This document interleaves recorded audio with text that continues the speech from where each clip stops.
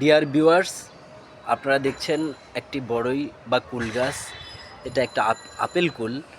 এই গাছটি আমি বিগত ৩ বছর পূর্বে এই একটি রঙের ড্রামে আমি লাগিয়েছি এবং প্রত্যেক বছরই মাশাআল্লাহ এই গাছটা থেকে ভালো কুল বা বড়ই আসছে। এবং আমি কুল বা বড়ই নেওয়ার পরে গাছের ঢালটাকে কেটে দিই, আবার সেখান থেকে শাখা প্রশাখা বের হয়ে আবার সেটা নতুন উদ্যমে বেড়ে ওঠে।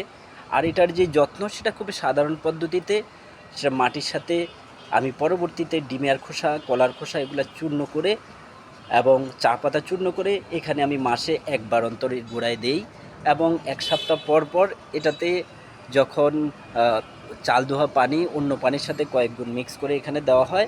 আর কীটনাশক হিসাবে অনুরূপভাবে যে নিম পাতা থেকে তৈরি নিমের নির্যাস এবং সাথে হলুদের গুঁড়া এবং অল্প পরিমাণে কিছু ডিটারজেন্ট দিয়ে এখানে সপ্তাহে অথবা ১০ দিন অন্তর অন্তর স্প্রে করা হয় এবং মাশাআল্লাহ এখান থেকে ভালো ফলন হয়। আমি বিগত বছর এই বছর প্রায় এখান থেকে ১.৫ থেকে ২ কেজি এই ছোট্ট একটা গাছ থেকে পাওয়া গিয়েছে এবং এটা যত্নটাও খুব স্বাভাবিক পদ্ধতিতে সাধারণভাবে করা যায়।